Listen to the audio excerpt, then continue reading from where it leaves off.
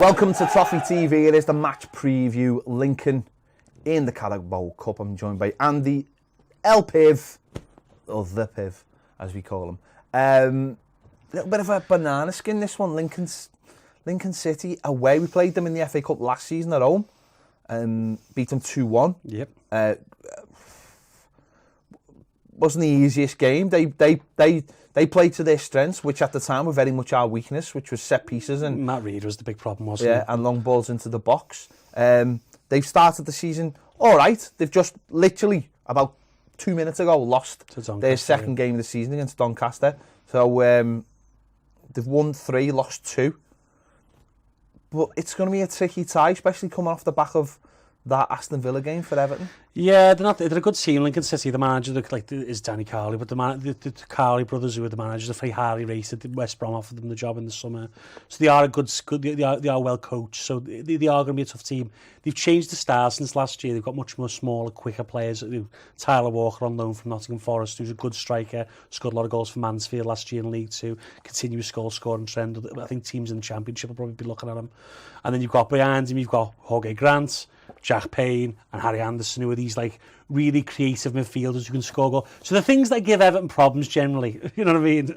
I don't know any of these players. No, you won't, but, and that's why Andy's here. Yeah, but that's the problem. And then, instead of having Lenny from Mike Cement up front like they had last year, I think Matt Reid just shooting long balls at him. They're going to try and go through. It's just that, and they could be a banana skin.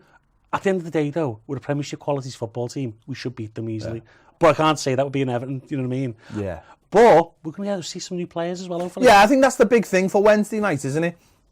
You know, the game's live on TV in the UK. It's obviously they've looked at it and gone potential banana skin. But warm envelope.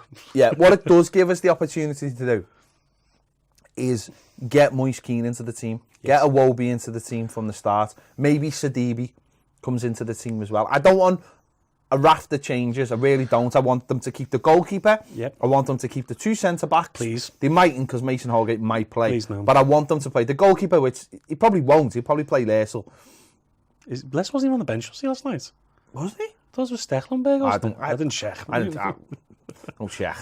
No. The hologram's been linked with Real Madrid today, actually. What? The hologram's been linked with Real Madrid. Yeah, exactly. That's the face that I thought you'd have. That's why I thought I'd drop it in now. What? Yeah, it's even Julian Fobe will go down in history, won't they? Okay, well, that's a completely different... That's a Marvel show, that. What if? Yeah. No, you just absolutely thrown me with that one. You really have. You've just... Goalkeeping change, come. So you've just thrown me. So I want the goalkeeper. I want the 2 centre-backs. I want Dean to play. I'm not arsed about Leighton Baines. I want Dean to play. Maybe a change of... Maybe Sidibe comes into the side. Iwobi, yes. Moise Keane, yes. Tom Davis, yes. Absolutely, yes. Plays. They're not a super physical team. You'd be all right against these. Like they've got some decent. I'd say at the back they've got Jason Shackley, used to play for Derby. Terry Toffolo at left back. I'm trying to think who the right back is. I can't remember. But they're all right, and they're not like a big physical team. They're a bit more. They've changed, and so I think we can play Tom Davis. We're not going up against everyone's a 6-footer. You know what I mean? That's that type of lower league team going up against. So Tom Davis, I'd like to see as well. I'd like to see Andrew Gomez given a midweek rest. I'd like to see Richarlison given a rest. Possibly, yeah. Richarlison definitely needs a rest. Maybe, possibly Delph. Maybe if he's fit, yeah. Maybe if he's back, because the manager's been saying he was back in training, but not full training, so maybe, I don't know whether this game will come too quick for him, but it would be the perfect game to drop him into. Then you're sort of scratching your head, aren't you? But, I mean, there's enough changes there, and as I say, with Iwobi and Moise Keane coming in to make that kind of difference and set them both up for possibly starts against Wolves the following Sunday. It is a big game, but it shouldn't be looked at that. It shouldn't be looked like, oh, it's a game to get people. No, it's not. It's a game that Everton need to take seriously, need to go out and do a professional performance, and get through. Get through. When you say serious, Everton have never won this cup. This is the cup we need to win. Obviously, I'd love to win the FA Cup. I'd love to win whatever trophy we're in the window. I'd love to win the League Cup. Swindon have won the League Cup. We need to win the League Cup. Yeah, but that's it, isn't it? This is we always like the first 2 rounds are always our Achilles heel. They really are. It's that thing of when the team are always a little bit in flux, or we have gone out in the past to decent sides, but it's always getting caught cold when we either don't want to start all our first teamers or whatever. Well, the difference for this one, and I know it's only like the first round for us, is that we've got players there like Iwobi and Moise Keane who were sort of they haven't been playing because of when they've come back. This is a big opportunity for them to really put themselves in there and go, yeah, I should be in the first team, and I'm going to show you that. So whereas beforehand maybe we were giving squad players a chance, now we're giving players that we hope are first teamers a chance to get that ground and that fitness to get into the first team. You don't need to rotate it too much at this point. We haven't got Europe to consider, so you can rotate it around Christmas, and that's why we've got all these players now, because we've got trying to go too deep in positions. So when we do rotate in the Premier League towards Christmas, then we'll be better off. But this early stage, let's get through the first round of the cup.